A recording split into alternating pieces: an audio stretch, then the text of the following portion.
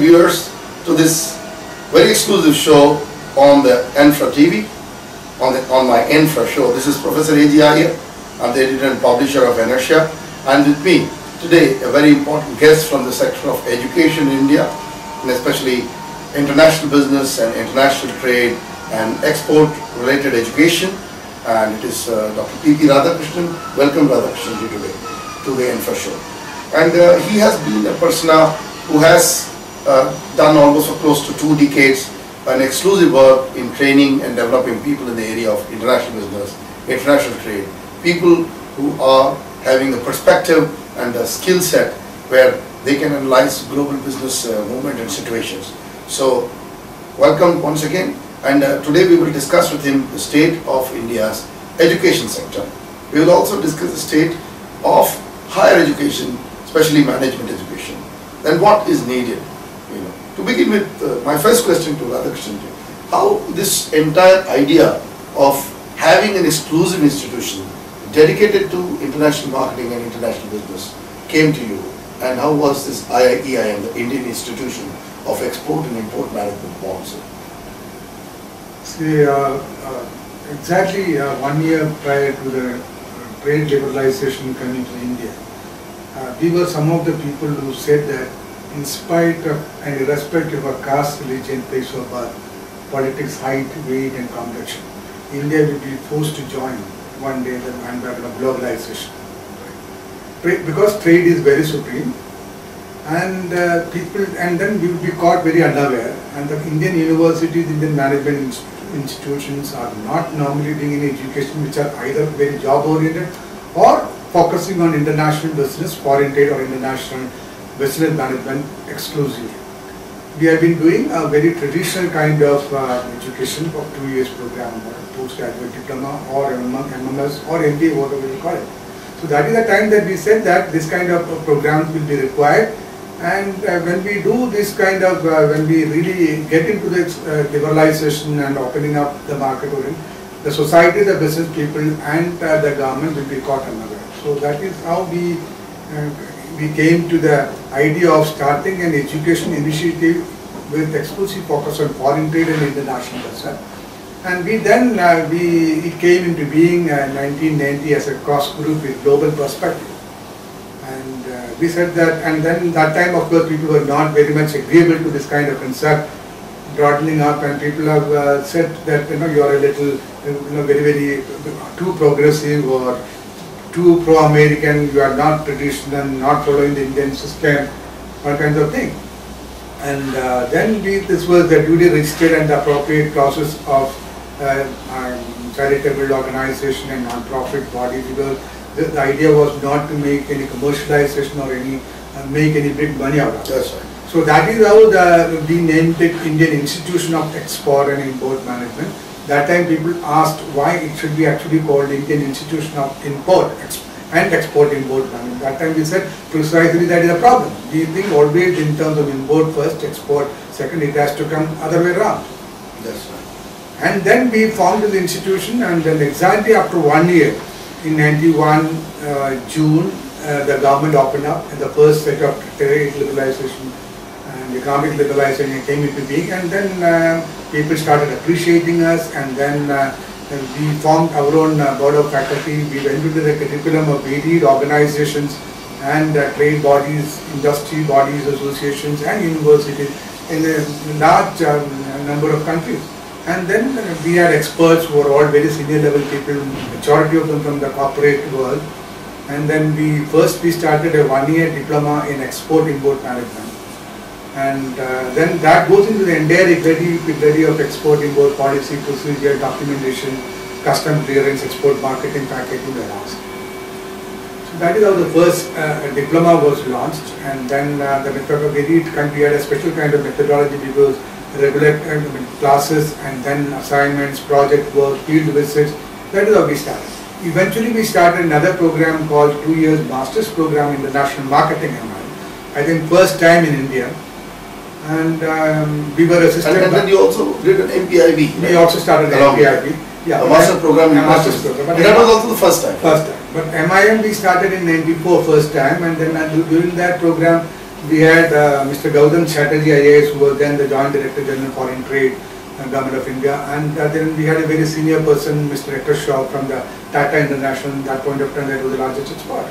So that is how we started 2 years Master's Program International Marketing, which will have and there regularly people have to export and import policy first year, but second year when people enter, the focus will be on international finance, international marketing kind of thing. That's right. And then people appreciate it very much, and people who have done this 1 year diploma and 2 year master's program international, they're all holding very, very big positions now, majority of them. Third was, as you said, the 2 years master's program international business. That's right. So, why there is such a deep focus required today, both in international business and international marketing, compared to conventional, because we have seen all this environment of the trade expanding, and from trade we have gone into literally global economics. It is now very complex. There is trade in energy, resources, there is trade in assets, there is trade in, now capital is moving. We were seeing people taught capital as an endowment, and if they did not think it in that fashion, endowment don't move, but we see capital, an idea of endowment has moved. Labor, an idea of endowment moves. So now the whole concept of endowment as an immovable asset is changed. So how does international business and trade bring a new perspective to this, especially your work and behind that, this whole idea? One is that to begin with, when people do subsequently the graduation in engineering or in art subjects or in the commerce subjects, graduation, post-graduation, then they went do MBA programs or 2 years program. If one does very rigorous or ruthless program from IIMs, we at that point of time 6 or 7 IIMs, now we have got 13 IIMs. Then of course a job is assured and absolutely there is no problem. I used to say that 3 to 4 generations have taken care of, which are an IIT and an IIM, Ahmedabad or Bangalore MBAs. And then as against 6 to 7 IITs and IIM, we are only one Indian Institute of Foreign Trade. Somehow we never thought, we still believe that import substitution economy. We never found export as an engine of growth. And when we thought of the job, we always thought largely on the public sector undertaking and the government jobs. So we did not. But the moment it opened up, job requirements actually increased. But only thing is, the people were not actually measuring up to grab the job or to understand the actual ways of doing that kind of work. So the international people, when they get into the international marketing or international business, they understand the global mechanism, how the world moves, why the export and import takes place, what are the cross-cultural issues involved, who matters first, which are all the countries we are actually exporting more, which country gives us more foreign exchange, why this trade takes place at all in the first place. And so the people need to, because we said that people need to look both like an Easterner and Westerner. That's right. Because while you are strong in Indian tradition, Indian ethos, culture and values and all that, there was a very big need for people also to appreciate and understand the global as such, because we are going to enter into the global, because there is no way. Nobody can progress without the help of and the assistance or support or mingling and mixing with your own neighbors and then countries. So that is how we got it. A lot of people appreciated that, and then eventually we introduced actually a program called 2 years Masters Program International Business. In fact, this 2 years Masters Program International Business was first introduced by Indian Institute of Foreign Trade in this country. That's right. But we remember those days, when we designed. The program was designed at IIM. Yeah. A lot of inputs have come from our side. Because there was no such program. I remember the Gita Institute of Foreign Trade and the other 3-4 institutes. And we were involved in the design of that program. So on this particular interview, we must say that there was a big role that was played by IIM in the design of a national program on Masters Program International Business. When we introduced the Masters Program International Business, there was only one organization in India to look up to. That was the Indian Institute of Foreign Trade, which is nearing 50 years or so. Absolutely. And then they were doing that program as a full-time program, completely residential, very few numbers, 20,000, 25,000, I think last year 40, 45,000 people applied, but 60 seats, 90 seats, that kind of thing. And then we were the second people who introduced, we became an associate member, eventually a permanent member. Then we started 2 years, 2 academic year, full-time Masters Program International Business, and we were the first people who started the Masters Program International Business as part-time. But we made a slightly modified the program, because normally when we do the Indian, because normally in India, internship or stipend based or non-stipend based 15 days to 33 days or 45 days work training, which is normally understood, accepted, applauded as a program which is done when they do either a technology based or engineering based program or a management program, very rigorous program. But we said no, any kind of rigorous, good, meaningful program, international marketing, international business. Why not people do work training, or they start understanding the work culture and work ethic from day one. That's right. And when we started actually the International Business Full-Time Program, we just took 30 people, in which actually one of the deans from IIT also came, and we did selection. Dr. Ramchandra was the dean IIT, and then we selected 30 people, ordinary graduates, ordinary engineering, not very 100% scorers or another. And then we did a very good program. I mean, they used to come to ask for studies from morning 7:30. And then they, by the time they leave, it used to be 11:30, 12 o'clock. In Sunday they come early, and then that is the day that we get very senior people from the corporate world. But what we did was, from the first semester onward, we told them to actually go and start working, and we got into them somehow, absorbed the best of the companies in and around Mumbai, and they were paid for that. And then they work up to 1 o'clock and then come to by 2 o'clock, and they are with us through academic rigorous kind of program from 2 o'clock to maybe 9 o'clock, 10 o'clock, 11:30. So that is how this program. The fee that paid, in fact, I think that it was the lowest course fee that any program anywhere in the world. I mean, I think if my memory serves me well, this was just 26,000 rupees for the first 2-year full-time program, and which they must have got it before 2 semesters completed.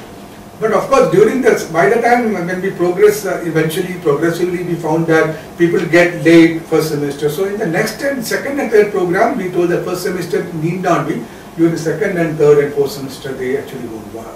That is how it was. So basically, we are seeing a situation where an institution like IIM actually is making a program suited for the industry. Suited more for the industry. That means both practical as well as, I would say, theoretical experience, classroom experience, and then taking an exposure in the industry. Incidentally, we were the first people coined the term, said the word that job-oriented course. Absolutely. I don't think, I have not seen a word anyone uttering in India or in recorded form that job. We were the first people who said in 1991 that job-oriented course. Everybody said, what does it mean, job-oriented courses? We said it is more directed towards actually getting into an employment career. Of course, few people want to entrepreneur, fine. That cannot. If you have the entrepreneurship in your blood, or that kind of you are born in a business family, or you are doing a domestic company, you can elongate, expand, but you get a systematized, organized, kind of knowledge, information. So that becomes a ready man for you, both into employment career or into entrepreneur career. See, like for example, recently. Honorable Narendra Modi was talking, and he has been pitching for this skill development for a long time. But people see skill development at extremely middle level or low level, but they don't see his entire pitch on skill development, even for having people to skill global situations and give an analysis for business objectives. For example, understanding global environment could help several businesses in doing trade or expanding. So this is also a type of skill development, a skill to analyze business environments. Don't you think that this is what is also a higher end of skill development that we are talking about at an institution? In fact, when we started this diploma in export-import management and 2-year masters in international marketing and 2-year masters program in international business, we were catering to the people who are not so intelligent, not IITians or IIM people, but ordinary graduates, ordinary postgraduates, engineering graduates. But eventually we started a diploma in international logistics management. I think we were the first people who started such a program in India, I think even in Asia. That's right. Which is everything about foreign trade policy procedure, but a bit more focused studies on warehousing, shipping, logistics, because it's very important to understand containerization, packaging, etc. What are the global standards, and to actually measure up to the catch up to the global way of doing business, doing packing and sending documentation, all kinds of things. Now that we were taking only first class graduates and postgraduates.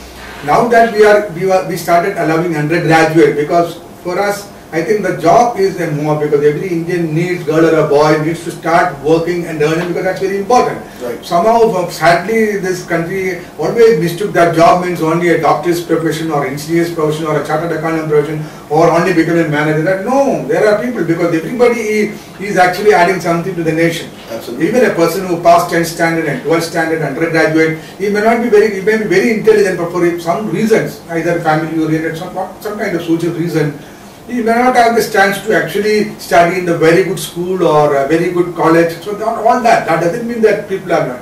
So while this IITs and IIMs actually cater to the requirements of a very, very minuscule percentage of the brightest people, they can go anywhere and flourish. We thought we started addressing the ordinary people. Now that we even give 6 months and 1 year program to even 12 standard people. What we actually do it along with the skill that related to export and import and documentation international. We also try to see that a little spoken English is when it becomes vernacular area. Coming to that, you want communication is a very critical tool, and that is where we are seeing a lot of our good graduates from almost engineering, even I would say sometimes in management schools also. Yes. We're not seeing English still coming in. English, so that difference you feel must be given by every It was a student. major hindrance for getting into a good job. A boy or a girl who studied in a very bright English medium or public school, and then he just an ordinary graduate, they were picked up by a very big organization, big salary, they get 40,000, 50,000, whatever the money they get it.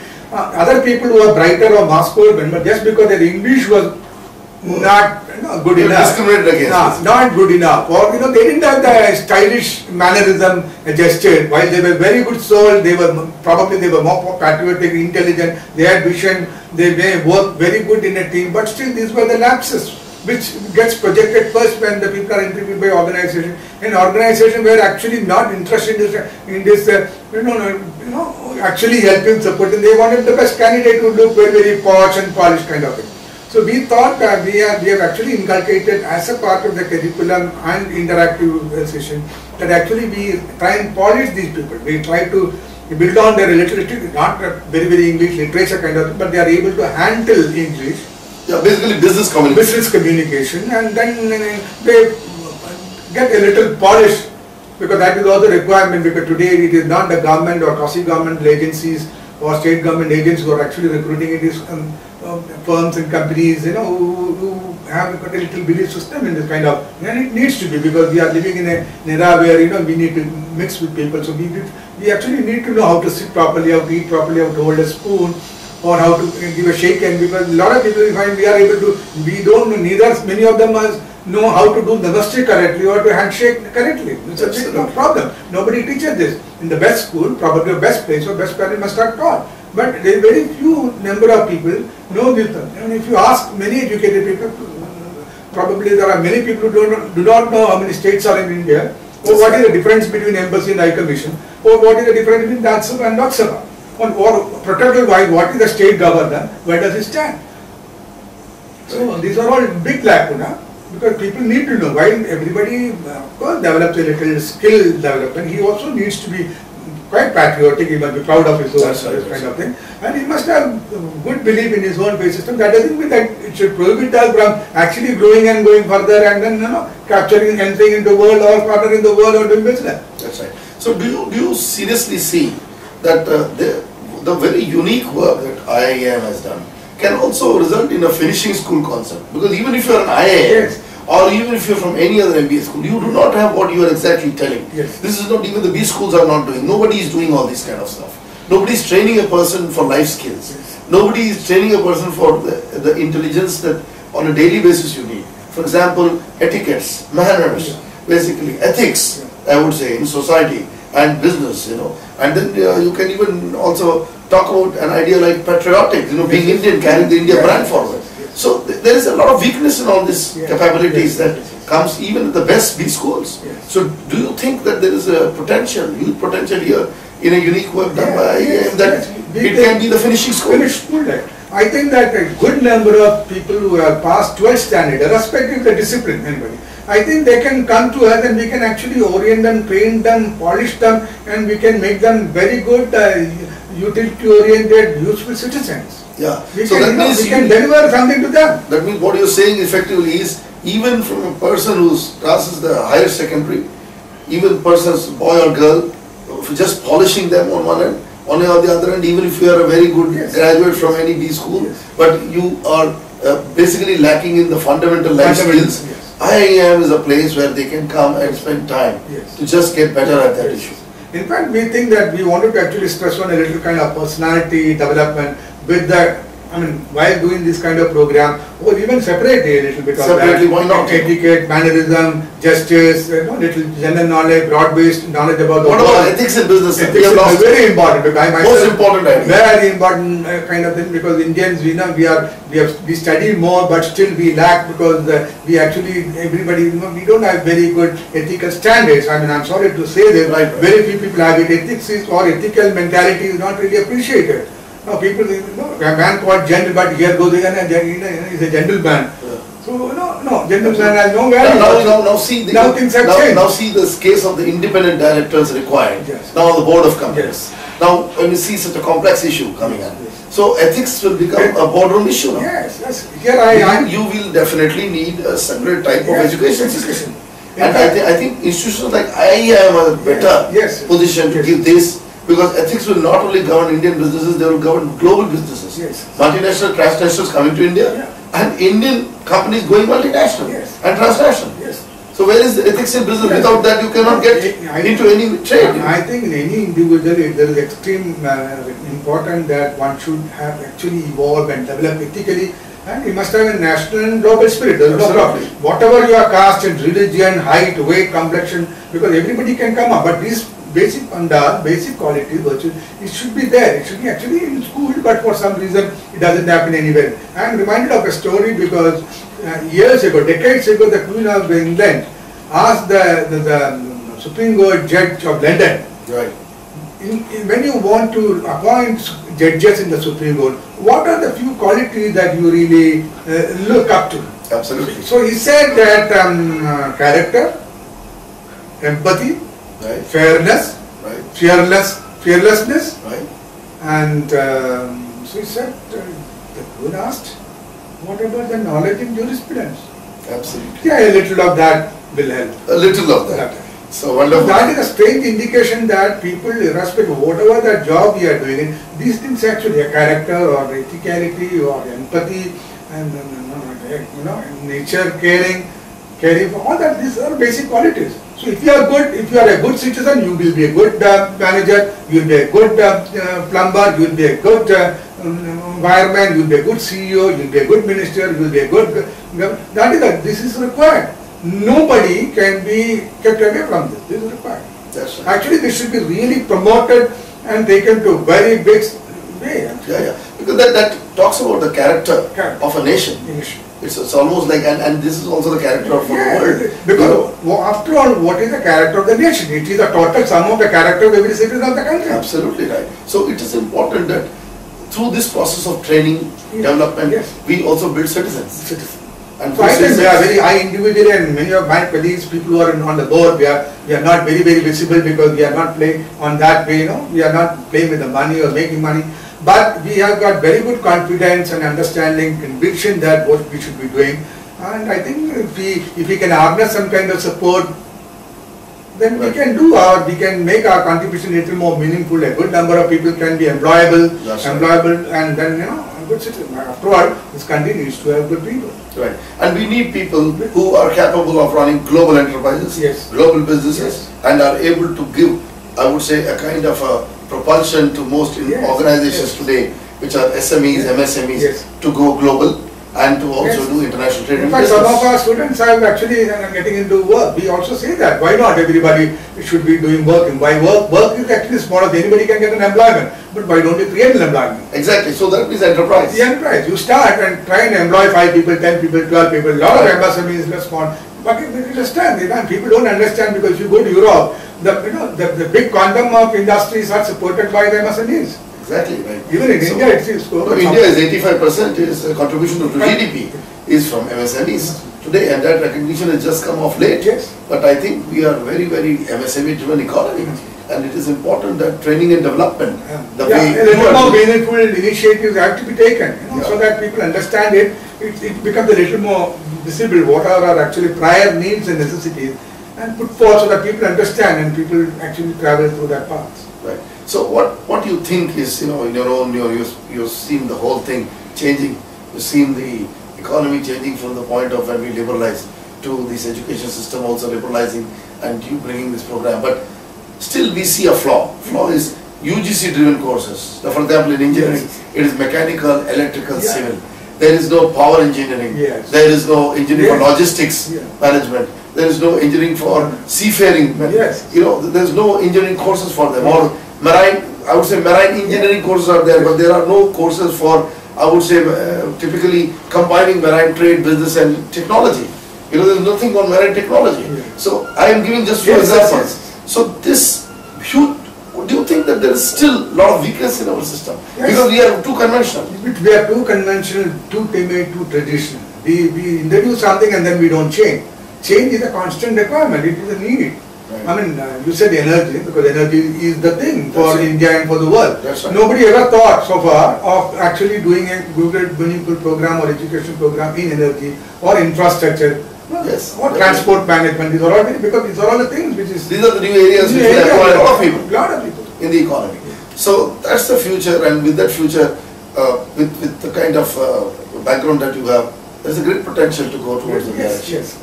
So I'm very happy to talk to Radhakrishnanji, and he's given a new perspective, and not only that, he's been practicing it for several years. It's only that more number of students and more number of people come to know about the courses that are being given by Indian Institution of Management, and the wisdom with which he started almost like more than 2 decades back from here, and which is successful.